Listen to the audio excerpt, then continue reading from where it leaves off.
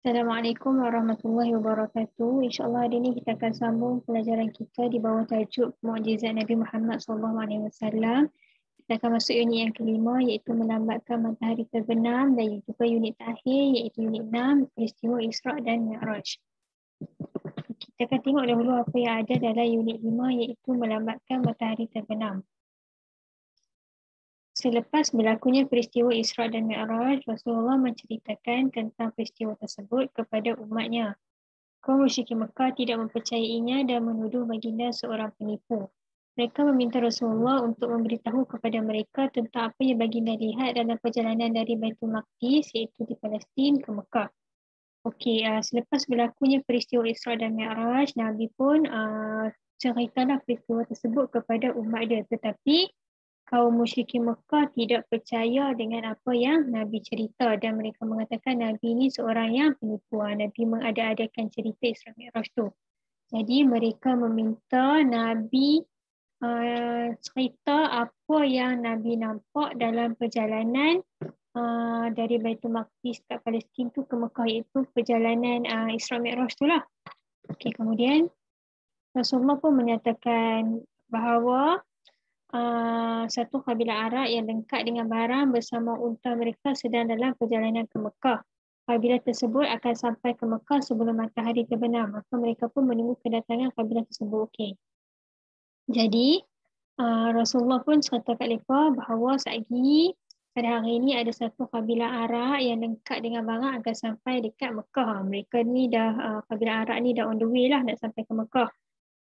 Dan kabilah ni Nabi kata akan sampai sebelum matahari terbenam. Jadi orang kafir Quraisy, orang musyrikin Mekah tadi ni pun tunggulah kedatangan kabilah tersebut. Hari semakin lewat namun kabilah tersebut masih tidak kunjung tiba. Hari dah makin lewat, dah nak petang, dah matahari dah terbenam, tapi kabilah tu tak sampai-sampai lagi. Baginda berasa bimbang dan berdoa kepada Allah supaya memperlambatkan matahari terbenam. Nabi pun rasa risaulah mana bila kabilah Arab ni tak sampai-sampai lagi, matahari nak terbenam dah.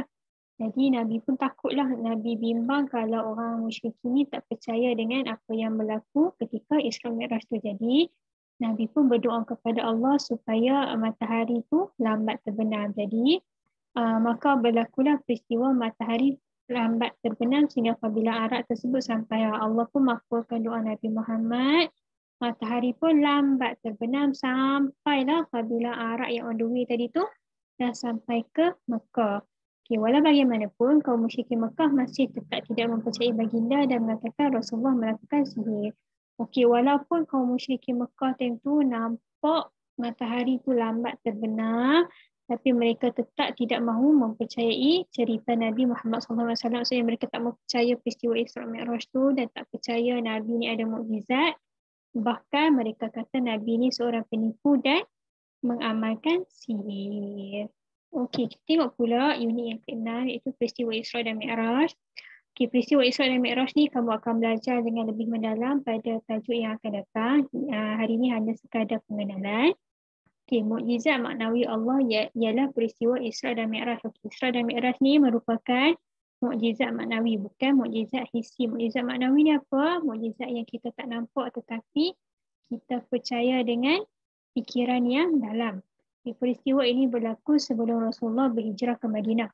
Peristiwa Isra Mi'raj ni berlaku sebelum Nabi berhijrah ke Madinah. Maksudnya peristiwa ini berlaku ketika Nabi berada di kota Mekah.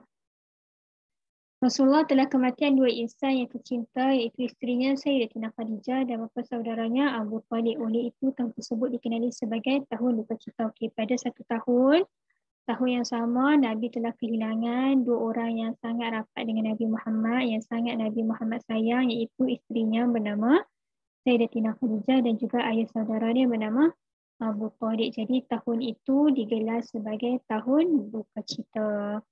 Bagi menggembirakan hati Rasulullah, berlakulah peristiwa ini di mana baginda dijemput bertemu dengan Allah ditemani oleh malaikat Jibril. Jadi sebab Nabi sedih dalam satu tahun Nabi kematian isteri dan bapa saudara, Allah pun menjemput Nabi Muhammad SAW bertemu dengan Allah ditemani oleh malaikat Jibril. InsyaAllah kita akan cerita lagi mengenai peristiwa Isra Mi'raj pada pelajaran yang akan datang.